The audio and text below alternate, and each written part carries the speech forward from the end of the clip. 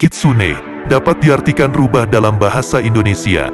Di zaman Jepang kuno, rubah dan manusia hidup saling berdekatan, sehingga legenda tentang kitsune muncul dari persahabatan antara keduanya.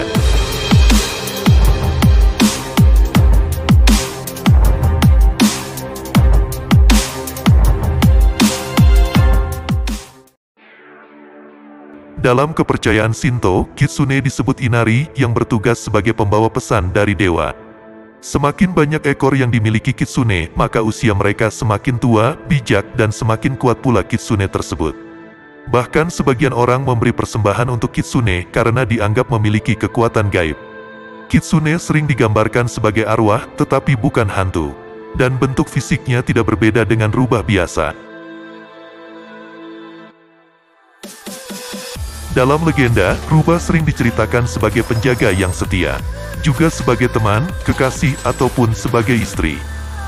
Pada cerita rakyat Jepang, rubah juga sering ditampilkan dalam berbagai cerita sebagai makhluk cerdas dengan kemampuan sihirnya yang sempurna. Hal ini berjalan dengan semakin bijak dan semakin tua rubah tersebut. Selain itu, semua rubah dapat menjelma menjadi manusia, baik laki-laki atau perempuan. Sebagai syarat perubahan wujud, kitsune harus meletakkan sejenis tanaman alang-alang yang tumbuh di dekat air. Ditambah daun yang lebar atau tengkorak di atas kepalanya. Kitsune bisa berubah wujud menjadi wanita cantik, anak perempuan, atau lelaki tua. Perubahan wujud ini tidak dibatasi umur atau jenis kelamin rubah, dan kitsune dapat menjadi kembaran dari sosok orang tertentu. Tapi kitsune sangat terkenal dengan kemampuannya berubah wujud sebagai wanita cantik.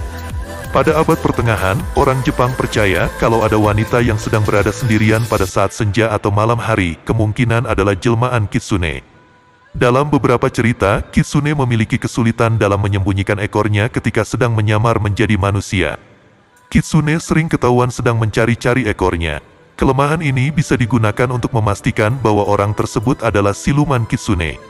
Berbagai variasi cerita juga mengisahkan kitsune sebagai makhluk yang masih mempertahankan ciri-ciri khas rubah, seperti tubuh yang bermantelkan bulu-bulu halus.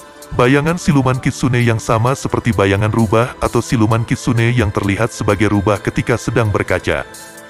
Dalam kepercayaan Shinto, kitsune sering dikaitkan dengan inari. Hubungan antara inari dan kitsune makin memperkuat kedudukan kitsune dalam dunia supranatural.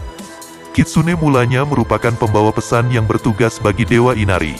Tetapi garis pemisah antara inari dan kitsune makin kabur, sehingga inari digambarkan sebagai seekor rubah. Kuil Shinto yang memuliakan inari disebut kuil inari. Kitsune di kuil inari berwarna putih yang merupakan warna pertanda baik. Mereka dipercaya memiliki kekuatan untuk menangkal iblis dan kadang-kadang bertugas sebagai pelindung arwah.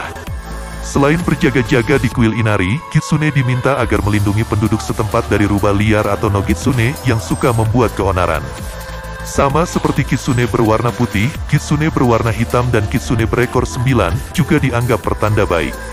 Secara fisik, kitsune dipercaya bisa memiliki ekor hingga mencapai 9 jumlah ekor. Semakin banyak ekor, biasanya usia mereka makin bertambah tua, tetapi menjadi semakin kuat. Beberapa cerita rakyat bahkan mengatakan, ekor kitsune hanya tumbuh kalau rubah tersebut sudah berumur 1000 tahun. Ketika kitsune mendapatkan ekornya yang ke-9, bulu kitsune menjadi berwarna putih atau emas.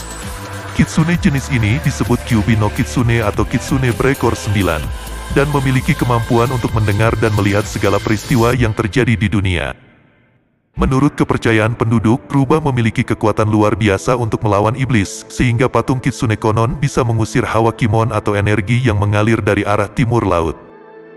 Kemampuan supranatural lain yang dimiliki kitsune, antara lain, mulut dan ekor yang bisa mengeluarkan api atau petir, membuat manusia kerasukan, memberi pesan di dalam mimpi orang agar melakukan sesuatu, bisa terbang, tak kasat mata, dan menciptakan ilusi yang begitu mendetail, hingga tidak bisa dibedakan dari kenyataan.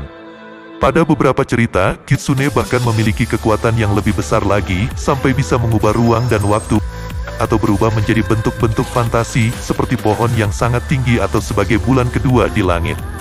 Kitsune lainnya memiliki ciri-ciri yang mengingatkan orang pada vampir yang memangsa roh manusia melalui kontak hubungan badan.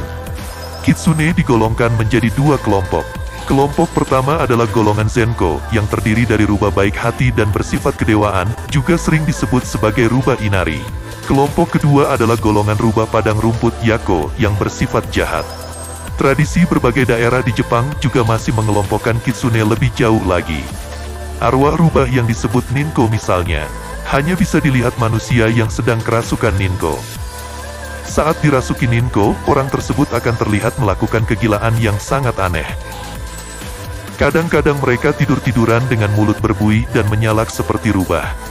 Dan di bagian tubuh orang yang kerasukan, terlihat benjolan yang bergerak-gerak di bawah kulit yang kelihatannya memiliki nyawa sendiri. Orang yang sedang kerasukan kabarnya bisa berbicara dan menulis bahasa yang mereka tidak kuasai sebelum kerasukan. Mereka hanya memakan makanan yang hanya disukai oleh rubah. Upacara mengusir setan sering dilakukan di kuil-kuil Inari untuk membujuk kitsune agar mau keluar dari tubuh orang yang sedang dimasukinya. Di zaman dulu, kalau usaha lembut membujuk rubah untuk keluar tidak berhasil, maka orang yang kerasukan akan dipukuli atau dibakar sampai terluka parah agar kitsune mau keluar. Kalau ada seorang anggota keluarga yang kerasukan, seluruh anggota keluarga korban diasingkan oleh masyarakat. Penggambaran kitsune dan korbannya sering mengikutsertakan benda putih yang disebut bola bintang atau hoshi no tama. Berbentuk bulat atau seperti bawang. Dalam dongeng, permata hoshi no tama berselimutkan api disebut kitsunebi atau api rubah. Di dalam sebagian cerita, hoshi no tama digambarkan sebagai mutiara atau permata yang memiliki kekuatan sihir. Ketika sedang tidak berubah wujud menjadi manusia atau merasuki manusia, kitsune menggigit hoshi no tama atau membawanya di bagian ekor. Permata merupakan simbol yang lazim ditemukan pada Inari, dan rubah suci Inari sangat jarang digambarkan tidak memiliki permata. Sebagian orang percaya, sebagian kekuatan kitsune berada di dalam permata bola bintang ketika kitsune berubah wujud. Cerita lain menggambarkan mutiara sebagai perlambang nyawa kitsune. Kitsune akan mati jika terlalu lama terpisah dari mutiaranya. Orang yang berhasil mengambil bola kitsune, kabarnya bisa menukar bola tersebut dengan kekuatan sihir yang dimiliki kitsune. Dalam dongeng abad ke-12, seorang laki-laki berhasil mengambil bola kitsune dan mendapat imbalan ketika mengembalikannya.